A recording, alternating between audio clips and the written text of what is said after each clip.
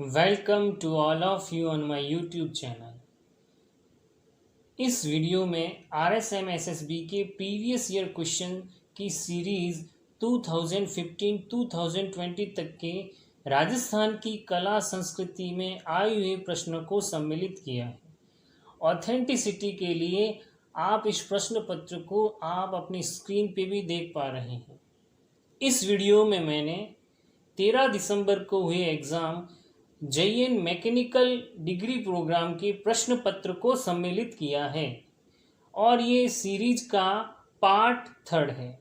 आपसे एक गुजारिश है कि आप इस चैनल को सब्सक्राइब अवश्य कर लें। क्वेश्चन नंबर फर्स्ट है, हेला ख्याल लोक संगीत राजस्थान के निम्नलिखित में से किस क्षेत्र से संबंधित है?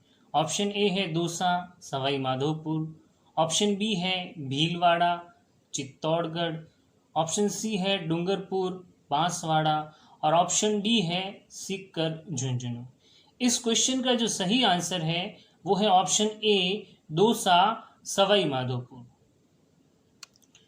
एक्सप्लेनेशन की बात करें तो हेला ख्याल है ये दौसा, लालसोट और सवाई माधोपुर क्षेत्रों में प्रचलित है। इन ख्यालों के जो मुख्य प्रेरक शायर होते हैं उसे हेला शायर कहते हैं। अब एक महत्वपूर्ण प्रश्न की बात करूं तो इसमें जो वाद्य यंत्र यूज करते हैं वो होता है नौबत, और इसकी मुख्य विशेषता होती है हेला ख्याल में हेला देना, और पश्चिमी राजस्थान में हेला देना का मतलब होता है लंबी टेर से आवाज देना। अब देखिए, विभिन्न प्रश्न जो एग्जाम्स के अंदर क्वेश्चन आते हैं प्रवर्तक पूछे जाते हैं, तो मैं जितने भी प्रवर्तक हैं उनको एक साथ ले रहा हूँ, सारे क्वेश्चंस के आंसर एक साथ मिल जाएंगे। कि चिड़ावा शेखावटी ख्याल के जो प्रवर्तक थे वो नानूराम चिड़ावा थे, और इस कला को प्रसिद्धि दिलाई थी वो दूलिया राणा ने दिलाई थी। अली बख्श ख्याल के जो प्रवर्तक हैं वो अली बख्श हैं। नौटंकी के प्रवर्तक भूरीलाल हैं। हेला के हेला शायर कहलाते हैं प्रवर्तक। तुर्रा कलंगी के तुर्रा शाह अली एवं कलंगी तुक नगीर। कौन कौन है? तुर्रा कलंगी की अगर प्रवर्तक की बात की जाए तो तुर्रा शाह अली और कलंगी तुक नगीर। कुचामणि ख्याल के लच्छी राम जी हैं। रम्मत की बात करें तो देखिए, अगर उसमें दो मुख्य चीज़ें हैं, एक तो बीकानेर की रम्मत और एक जैसलमेर की रम्मत। बीकानेर की रम्मत की बात करें तो इसे एडारू मेरी रम्मत कहते हैं, और इसके प्रवर्तक हैं वो जवाहर जी पुरोहित हैं। और जैसलमेर रम्मत की बात करें तो वो तेज कवि प्रवर्तक माने जाते हैं। किशनगढ़ी ख्याल के बंशीधर शर्मा हैं, और चार बेत के हैं करीम खां और नियंग खां। भवाई की अगर बात की जाए तो वो है जसमाजी ओढ़न। तो ये सारे क्वेश्चन आपके एक साथ होंगे। अब दो महत्वपूर्ण प्रश्न और बात करेंगे अपन, जो कि प्रश्न पूछे जा चुके हैं और आगे भी आएंगे। कि जयदेव कलाली, हीर रांझा, ढोला मरवण नाट्य मंचन किस ख्याल में करते हैं? तो इसका सही आंसर है शेखावटी ख्याल। और दूसरा एक और इम्पोर्टेंट क्वेश्चन, भेंट के दंगल नाट्य मंचन, तो वो है बाड़ी सेरी धौलपुर। भेंट के दंगल कहाँ होते हैं? धौलपुर के अंदर। ठीक है, चलिए नेक्स्ट क्वेश्चन को देखते हैं। क्वेश्चन नंबर 2 है, देव नारायण जी का मुख्य मंदिर कहाँ उपस्थित है या कहाँ अवस्थित है? ऑप्शन ए है आसिंद, ऑप्शन बी है रामदेवरा, ऑप्शन सी है पांचोटा और ऑप्शन डी है तलवाड़ा। इस क्वेश्चन का राइट आंसर है ऑप्शन नंबर ए आसिंद। चलिए अब देव नारायण जी के बारे में पढ़ते हैं। देव नारायण जी थे, इनके बचपन का नाम उदय सिंह था। महत्वपूर्ण प्रश्न पूछा जा चुका है। इन्हें गुर्जर जाति के विष्णु का अवतार या आयुर्वेद का ज्ञाता भी कहते हैं। ये एकमात्र लोक देवता है जिन पर भारतीय डाक विभाग द्वारा 1992 को 5 रुपए का डाक टिकट जारी किया गया। और अगर अभी की बात करी जाए 10 साल पहले, तो 2010 में केंद्रीय सरकार के संचार मंत्रालय ने 2010 में 5 रुपए का डाक टिकट जारी किया।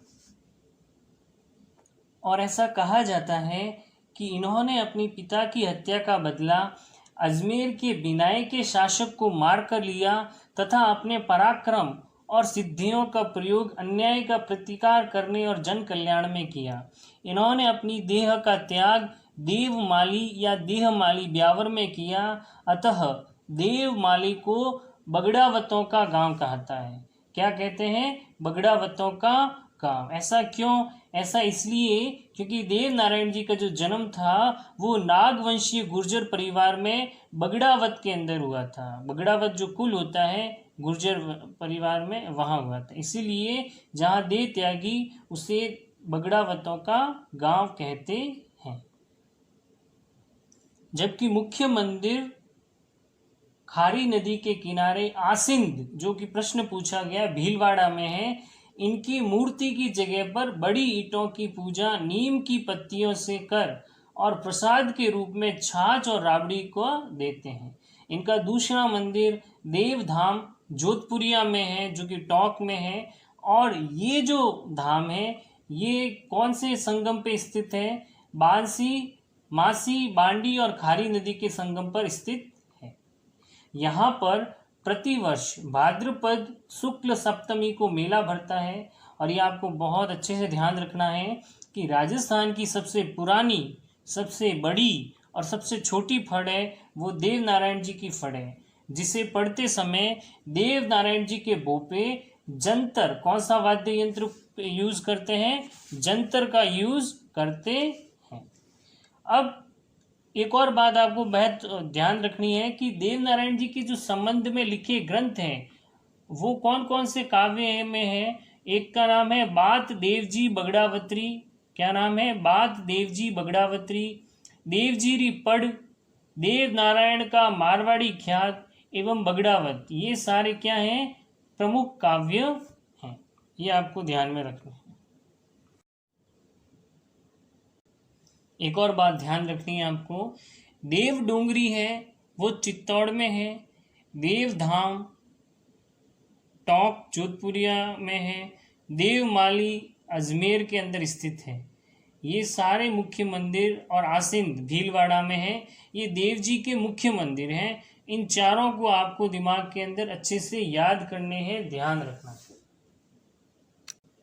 नेक्स्ट क्वेश्चन है, बीकानेर की किस राजकुमारी को निशानेबाजी के लिए 1968 में अर्जुन पुरस्कार से सम्मानित किया गया?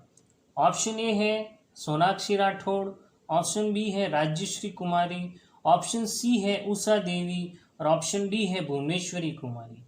इसका राइट आंसर है वो है ऑप्शन नंबर बी, राज्यश्री कुमारी। ये बीकानेर की हैं। इनके पिताश्री थे करनी सिंह जी। इनको 1961 में जब प्रथम बार अर्जुन पुरस्कार की स्थापना हुई थी तब इनको भी पुरस्कार प्राप्त हुआ था। और 7 ईयर्स लेटर यानी बाद में इनकी जो पुत्री थी राज्यश्री कुमारी, इनको भी निशानेबाजी के अंदर अर्जुन पुरस्कार से सम्मानित किया गया। नेक्स्ट क्वेश्चन है, निम्नलिखित में से कौन सा अभिलेख चित्तौड़ के प्रारंभिक शासनकाल इतिहास पर प्रकाश डालता है? ऑप्शन ए है मानमोरी का अभिलेख, ऑप्शन बी है सामोली का अभिलेख, ऑप्शन सी है बिजोलिया का अभिलेख और ऑप्शन डी है अचलेश्वर का अभिलेख। इस क्वेश्चन का राइट आंसर है ऑप्शन नंबर ए, मानमोरी का अभिलेख। चलिए, अब मानमोरी का जो लेख है वो 713 ईस्वी में मौर्य शासक चित्रांग के बारे में वर्णन करता है और इसकी जो रचयिता थे वो पुष्य माने जाते हैं और इसके उत्कीर्णकर्ता शिवादित्य को माना जाता है। एक महत्वपूर्ण प्रश्न जो कि पूछा जा चुका है कि मानमोरी के लेख में कितने मौर्य राजाओं का उल्लेख है? तो कितने का है? 4। कौन कौन से थे? महेश्वर, भीम, भोज एवं मान। अब आपने ये सुना ही होगा कहानी कि इस अभिलेख को कर्नल टॉल द्वारा इंग्लैंड ले जाते समय समुद्र में फेंक दिया गया था। ठीक है, हाँ, इस बात को आपको पहले ही पता होगा। ये ध्यान में रखने वाली यही बात है कि इसको जो टॉड थे उन्होंने समुद्र में फेंक दिया था। अब जो ऑप्शन बी दे रखा है उसके ऊपर थोड़ा प्रकाश डालते हैं। सांबोली का जो शिलालेख है वो 646 ईस्वी का है। यह उदयपुर के अंदर स्थान से प्राप्त हुआ है। यह गुहिल शासक शिलादित्य के समय का है और ये मेवाड़ के गुहिल वंश के समय को निश्चित करते हुए उस समय की आर्थिक, साहित्यिक, सामाजिक व धार्मिक स्थिति को जानने में महत्वपूर्ण भूमिका अदा करता है। अब इसके ऑप्शन डी है बिजोलिया शिलालेख, जो कि 1170 ईस्वी के में संस्कृत के में पार्श्वनाथ मंदिर के पास एक चट्टान पर बनाया गया। किसकी स्मृति में बनाया गया? वो जैन श्रावक थे लोलाक, क्या नाम था? लोलाक, इनकी स्मृति में बनाया गया और इसके रचयिता थे वो गुणभद्र थे और इसको उत्कीर्ण करता थे वो थे केशव। अब इसके अंदर जो 2-3 बातें बहुत महत्वपूर्ण है ना, उनकी बात करते हैं। आपको ध्यान में रखना है कि इस शिलालेख पे सांभर व अजमेर के चौहानों को वत्स गोत्रीय ब्राह्मण बताते हुए उनकी वंशावली व उपलब्धियां दी गई है। ठीक है। अब एक और बात ध्यान रखनी है, दूसरी बात, बिजोलिया के आसपास के क्षेत्र को उत्तमाद्रि कहते हैं। ये क्वेश्चन भी पूछा जा चुका है ना। और एक तीसरा क्वेश्चन आपको ध्यान में रखना है कि चौहानों के जो मूल पुरुष है वासुदेव चौहान 551 ईस्वी के लगभग शाकंभरी के जो चौहान वंश के राज्य की स्थापना की एवं सांभर झील बनवाई, ये जो उल्लेख है ये इसी अभिलेख के अंदर मिलता है। और इस लेख में ये भी बताया है, चौथी बात, कि वासुदेव ने अछतही छत्रपुर यानी नागौर को अपनी राजधानी बनाया था। देखिए जो अचलेश्वर प्रशस्ति है, इसके बारे में आपको एक ही बात ध्यान में रखनी है कि ये माउंट आबू से प्राप्त हुआ है और यह बताता है कि अग्निकुंड से परमारों की वंशावली के बारे में बताते हुए मूल पुरुष उत्पन्न होने का उल्लेख मिलता है कि अग्निकुंड से उनका मूल पुरुष है वो उत्पन्न हुआ है। और इनके अनुसार परमारों का जो मूल पुरुष है वो धूम्रराज था। कौन था? धूम्रराज। नेक्स्ट क्वेश्चन है, राठौड़ राजवंश की कुल देवी का नाम बताइए। ऑप्शन ए है शाकंभरी, ऑप्शन बी है नागनेची, ऑप्शन सी है बीजासन और ऑप्शन डी है आशापाला। इस क्वेश्चन का राइट आंसर है ऑप्शन नंबर बी, नागनेची माता। तो देखिए, मारवाड़ के जो राठौड़ वंश की कुल देवी है वो नागनेची माता जी है। और अगर मारवाड़ के राठौड़ों की इष्ट देवी पूछा जाए तो चामुंडा माता है। इनका मंदिर भी जोधपुर में है और नागनेची माता का मंदिर भी जोधपुर में है। ठीक है, ये हुई राठौड़ों की बात। अब गुहिलों की बात करें तो जो गुहिलों की कुल देवी है वो बाण माता मानी जाती है और इनका जो मंदिर है वो उदयपुर में स्थित है। और गुहिलों की जो इष्ट देवी है या सिसोदिया वंश की जो इष्ट देवी है वो कालिका माता मानी जाती है, जिनका मंदिर चित्तौड़गढ़ के अंदर है। ठीक है। अब अगर कछवा वंश की बात करें तो कछवाओं की कुल देवी है वो अन्नपूर्णा देवी और इनकी इष्ट देवी है वो शीला देवी है। ठीक है। शाकंभरी माता की बात की जाए तो सांभर में जो जयपुर के चौहानों की कुल देवी है वो शाकंभरी माता है। ठीक है।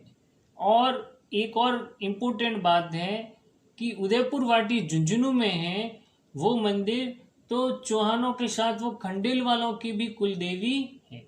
एक बात और आपको ध्यान में रखनी है, जो खंगारों राजपूतों की कुल देवी है वो जॉबनेर में ज्वाला देवी है। तो ये जितने भी कंफ्यूजन और इम्पोर्टेंट प्रश्न थे इन सबको एक साथ में लिया है ताकि आपके अंदर क्वेश्चंस और आंसर के बीच क्लैरिटी रहे। देखिए, नेक्स्ट क्वेश्चन है, कामड़िया पंथ के संस्थापक कौन थे? ऑप्शन ए है संत धन्ना, ऑप्शन बी है संत लालदास, ऑप्शन सी है संत रामदेव और ऑप्शन डी है संत पीपा। इस क्वेश्चन का राइट आंसर है ऑप्शन नंबर सी, संत रामदेव जी। अब देखिए, रामदेव जी के बारे इतने सारे क्वेश्चन हैं कि हर एग्जाम के अंदर क्वेश्चन पूछते ही पूछते हैं। तो इसके जितने भी एग्जाम के अंदर पूछे जा चुके रामदेव जी के वो अपन क्वेश्चन देखते हैं कि रामदेव जी को पंच पीरों में एक पीर माना जाता है। इनके अन्य नाम की बात करें तो रुणिचेरा धणी, विष्णु का अवतार, पीरों का पीर, इन्हें कृष्ण का अवतार एवं मुसलमान इसे रामसा पीर नाम से पुकारते हैं। नंबर दूसरी बात, इनका जन्म उड़का समेर गांव बाड़मेर में हुआ था। नंबर तीसरी बात, ये इनका जो राजवंश का परिवार था वो तोमर राजवंश थे।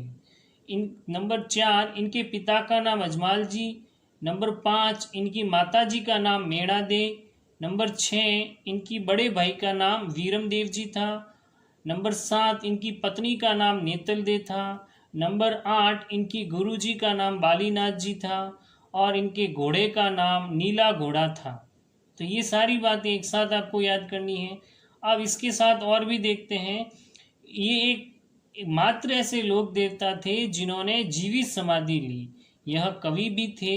इन्होंने एक पुस्तक की रचना की थी जिसका नाम था 24 बाणियाँ। लोक देवी देवताओं में सबसे लंबा गीत रामदेव जी का ही है। इनका मंदिर देवरा कहलाता है और इनके 2 पगलिए हैं। ये एकमात्र लोक देवता थे जो मूर्ति पूजा के विरोधी थे। जो भी मैं क्वेश्चन जिस लाइन में बोल रहा हूँ, ये सारे इंपॉर्टेंट क्वेश्चन किसी न किसी एग्जाम में पूछे जा चुके हैं। तो आज भी रामदेव जी के पगलियों की पूजा होती है।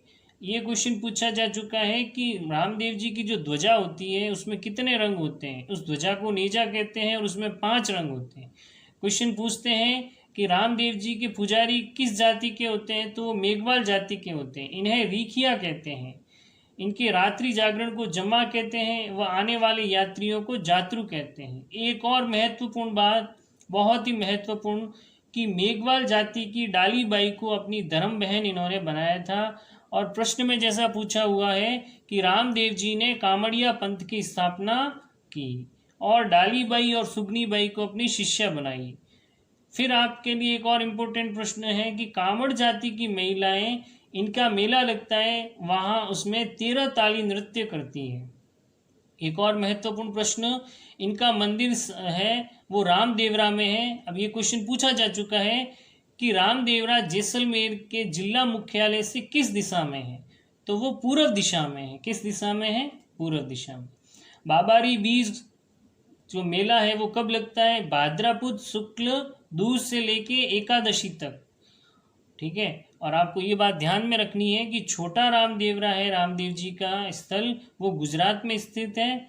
एक और महत्वपूर्ण प्रश्न जो कि अभी हाल फिलहाल के एग्जाम्स में पूछा है, राजस्थानी लोकगीतों में गाए जाने वाला नेतल का भरतार रामदेव जी से संदर्भ रखता है। अब देखिए रामदेव जी के जो मंदिर कहाँ कहाँ हैं, ये एक बार अच्छे से आप याद कर लीजिए। नेक्स्ट कोई सा भी एग्जाम होगा तो ये पूछा जा सकता है। एक तो है मसूरिया पहाड़ी जोधपुर में, नंबर 2 बिराटिया ब्यावर अजमेर में, नंबर 3 है सूरता खेड़ा चित्तौड़गढ़ में। ठीक है, ये तो है राजस्थान में। और गुजरात की बात की जाए तो छोटा राम देवरा, ये आपको ध्यान में रखना है। नेक्स्ट क्वेश्चन है, राजस्थान के एकीकरण के समय जोधपुर के शासक कौन थे? ऑप्शन ए है महाराजा उमेश सिंह, ऑप्शन बी है महाराजा जीत सिंह, ऑप्शन सी है महाराजा भीम सिंह और ऑप्शन डी है महाराजा अनुवंत सिंह। इस क्वेश्चन का राइट आंसर है वो ऑप्शन नंबर डी है महाराजा हनुवंत सिंह। और जो महाराज भीम सिंह जी थे वो कोटा के थे। तो 2-4 और शासक है जो महत्वपूर्ण है, उनको आपको ध्यान में रखना है। ठीक है, बांसवाड़ा के थे वो चंद्रवीर सिंह जी थे, इनको भी आपको ध्यान में रखना है। जोधपुर के अनुवंत सिंह, जयपुर के थे महाराजा मान सिंह द्वितीय, उदयपुर के थे महाराणा भूपाल सिंह, सिरोही के थे महाराज तेज सिंह और बीकानेर के थे शार्दुल सिंह। ये 5-6 के हैं, आप नाम अच्छे से याद कर लें। नेक्स्ट क्वेश्चन है, राजस्थान के किस क्षेत्र में पनधारी या पनढारी मोदक प्रसिद्ध है? ऑप्शन ए है नाथद्वारा, ऑप्शन बी है बीकानेर, ऑप्शन सी है जयपुर और ऑप्शन डी है जोधपुर। इस क्वेश्चन का राइट आंसर है ऑप्शन नंबर बी बीकानेर। देखिए बीकानेर में हेराम गणपति जी का मंदिर है जूनागढ़ किले में। किनका है? दुर्लभ हेराम गणपति जी का मंदिर। इस मंदिर की खास बात क्या है कि यहाँ पे गणपति जी मूसक पर सवार न होकर सिंह पर सवार हैं। और यहाँ पे एक और बात ध्यान रखनी है कि जूनागढ़ दुर्ग में 33 करोड़ देवताओं का मंदिर स्थित है। एक और महत्वपूर्ण बात कि 33 करोड़ देवताओं के मंदिर में स्थित जो मूर्तियाँ थी वो दक्षिण में मुसलमानों से हाथ से बचा कर कौन लाया था, उन महाराजा का नाम क्या था? तो उन महाराजा का नाम था अनूप सिंह जी। ये भी क्वेश्चन पूछा जा चुका है। तो उन महाराजा का नाम था अनूप सिंह। नेक्स्ट क्वेश्चन है, सन 1857 ईस्वी के विप्लव के समय राजपूताना रेजिडेंसी में agent to governor general AGG कौन था? ऑप्शन ए है विलियम ईडन, ऑप्शन बी है कैप्टन सॉवर्स, ऑप्शन सी है पैट्रिक लॉरेंस और ऑप्शन डी है मेजर बर्टन। इस क्वेश्चन का राइट आंसर है option number C, Patrick Lawrence. अब इसके एक्सप्लेनेशंस की बात करें तो राजपूता रेजिडेंसी की स्थापना 1832 में किस स्थान पे हुई थी? तो अजमेर में हुई थी। और इनका जो पहला AGG agent to governor general था वो लॉकेट थे। लेकिन 1857 की क्रांति के समय इस एजीजी कौन था? तो वो थे पैट्रिक लॉरेंस। तो इस क्वेश्चन का राइट आंसर क्या रहा? Option number C, Patrick Lawrence. अब इसके बारे में आपको और क्या क्या बातें ध्यान रखनी है कि कौन कौन से क्षेत्रों के एजेंट कौन कौन थे। तो आपको ध्यान में रखना है कि कोटा के थे बर्टन, शॉवर्स थे वो उदयपुर के थे, ईडन थे वो जयपुर के थे, मैक मेसन थे वो जोधपुर के थे और मॉरिसन थे वो भरतपुर के थे। तो ये सारी चीज़ें आपको एक साथ में मिल रही हैं।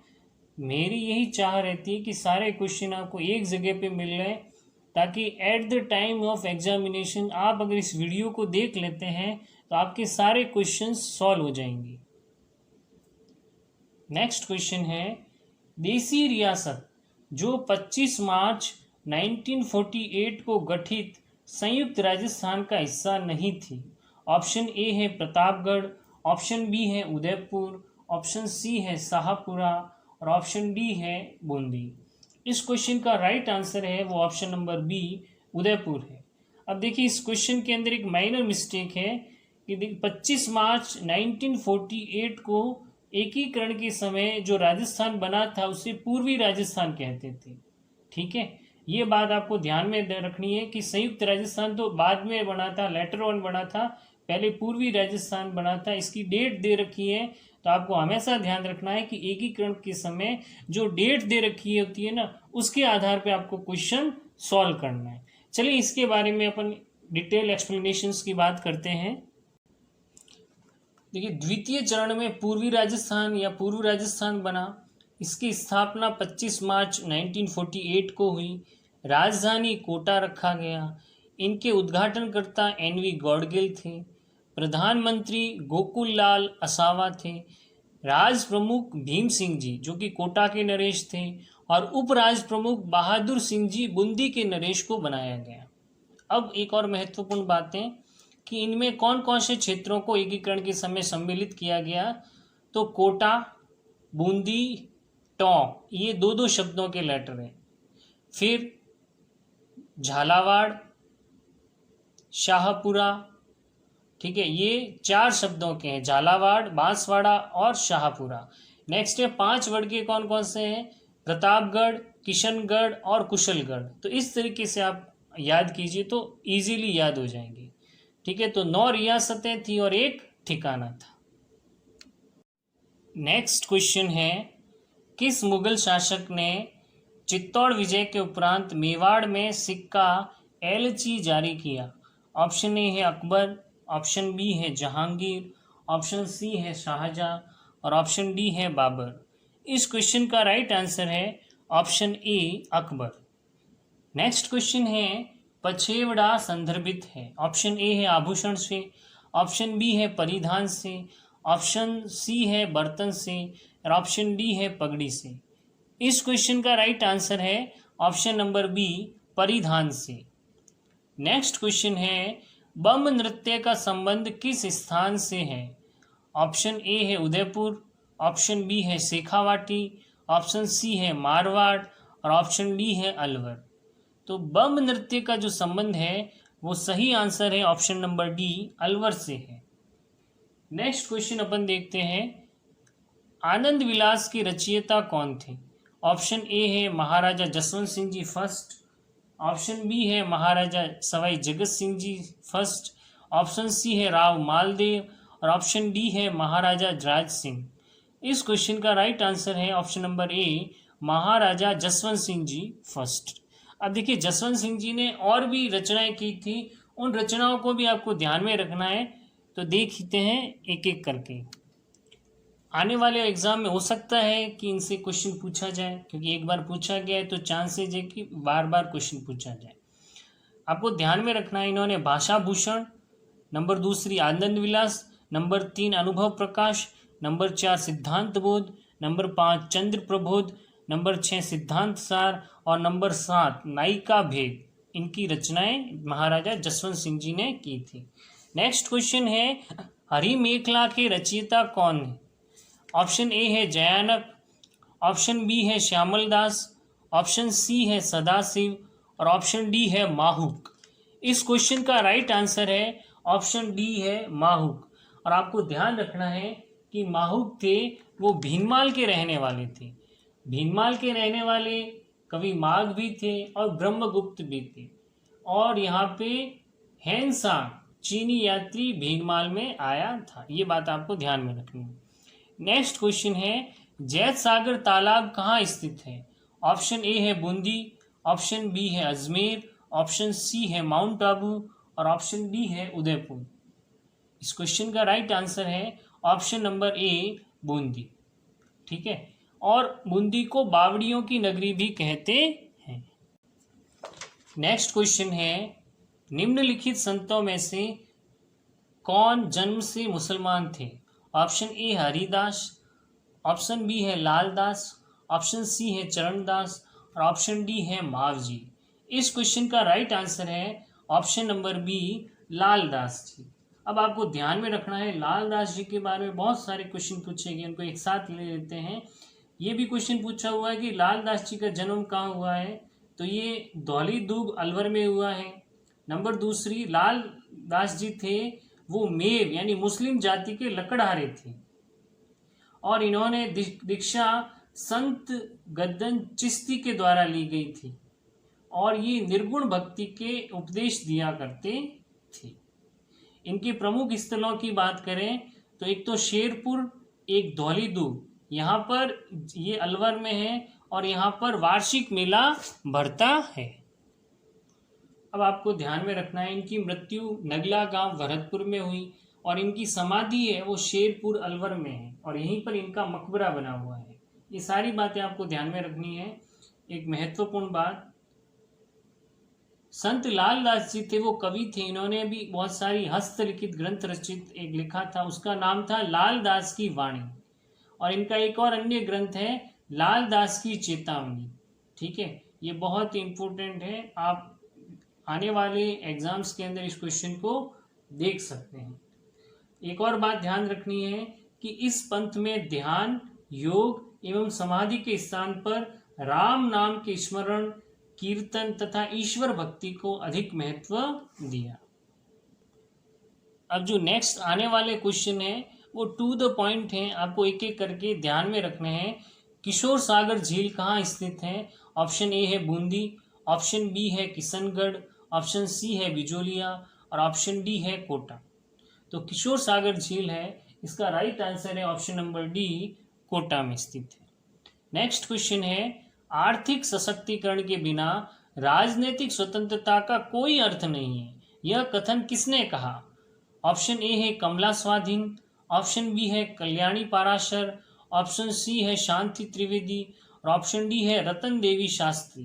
तो इस क्वेश्चन का जो राइट आंसर है वो है ऑप्शन नंबर सी शांति त्रिवेदी। नेक्स्ट क्वेश्चन है वीरांगना कालीबाई जिसने अपने अध्यापक को बचाने में अपनी जिंदगी दे दी, वह कहाँ की रहने वाली थी? ऑप्शन ए है रास्तापाल, ऑप्शन बी है सीमलवाड़ा, ऑप्शन सी है बांसवाड़ा और ऑप्शन डी है सांगवाड़ा। तो इसका राइट आंसर है ऑप्शन ए रास्तापाल। और रास्तापाल कहाँ स्थित है? डूंगरपुर में स्थित है, ये ध्यान रखना है। तो thank you so much for watching my video. आपसे फिर से गुजारिश है कि इस चैनल को आप सब्सक्राइब करें, शेयर करें, लाइक करें और कमेंट करें और इसमें कोई इम्प्रूवमेंट है तो आप इसके अंदर ज़रूर से अपने सुझाव दें ताकि इम्प्रोवाइजेशन हो। चलिए, थैंक यू।